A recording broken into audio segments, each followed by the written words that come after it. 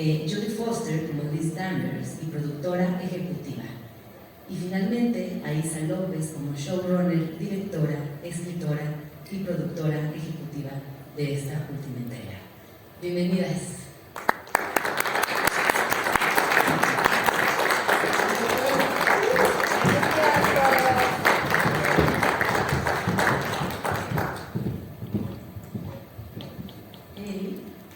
Buenos días a todos, gracias por venir. Vamos a ver. Hey, how are you? Welcome to Mexico City. Good morning, I'm great. Thank you for having me. Good morning, Jodie. I'm Jodie. I don't have a microphone. I can project. Thanks a lot for your time. As you can see, you have a lot of fans here, and believe me, we are so happy to be here having a conversation with you.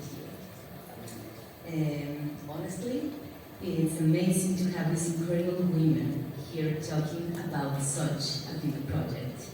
Shall we start? This question goes to all of you. What excited you the most about making this season of True Detective? Well, making a season of True Detective. That was the most exciting thing. Honestly, I grew up in Tlatelolco in Mexico City. The last thing that a Tlatelolco girl is expected to be offered, the opportunity of reviving the most beloved. Well, there's a prize, little show, but other than that, the most beloved show in television. So you need to size that opportunity and just throw your heart into it. So that was it.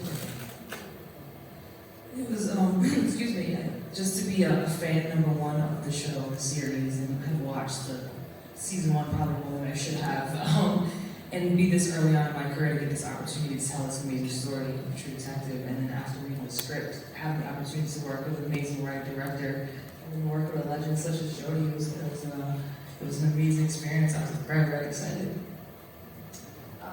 All of that. And, from the minute that I met Lisa in Los Angeles, I knew that she was the most awesome vision for the show, and I would follow her to the ends of the earth. And the good news is that as each person came on, whether it was a production designer, or a cinematographer, or the other cast members, it was like a love affair. It's like all of us were... I feel like we all did the best work of our life, and I think it's because it was such a blessed project, and it's nice to be part of a team. I don't get to be a part of a team that often, and that's been the greatest treasure that's come from this. Wow, sounds amazing. Congratulations. I must confess, I'm very surprised with the story, and you're amazing. And this question is for Jodie and Kaylee. While watching the series, I was surprised by the complexity and the layers of each character. How would you describe your character? How does the duality of your character's personality work in this season?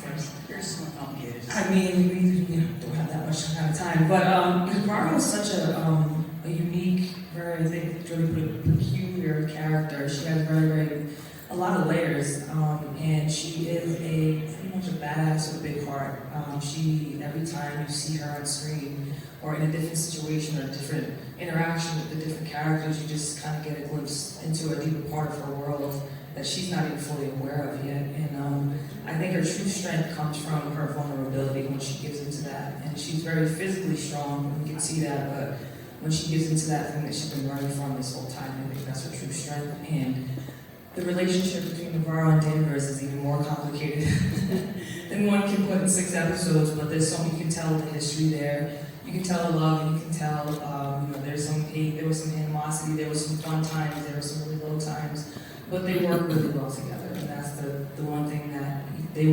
probably don't want to admit that they cherish so much about each other.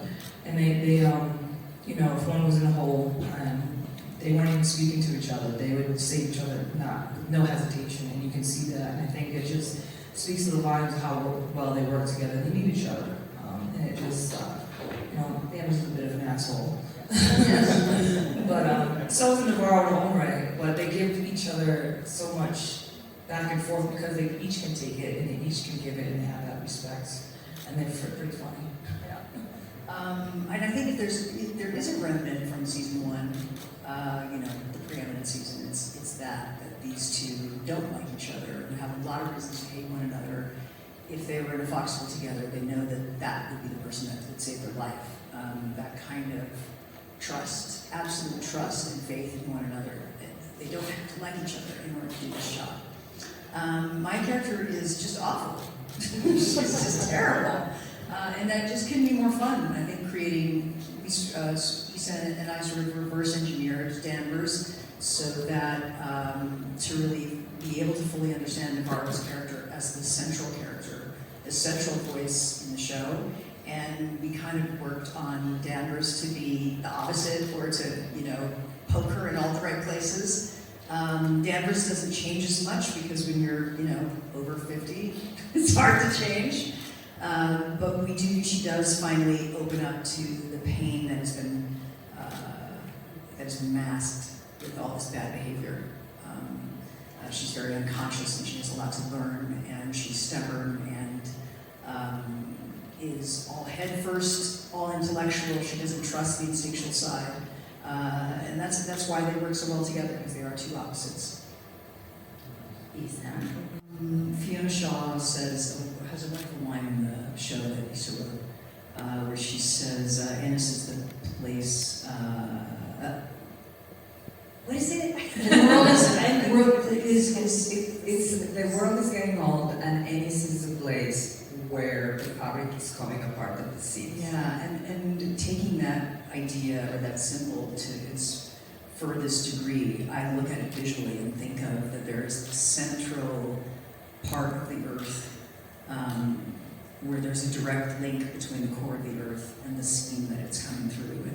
And Ennis is that place, Ennis is the place where there is the possibility of opening up close to nature, but also the place where the anger from nature comes. So I think that kind of said it all about this mystical place that Isa created.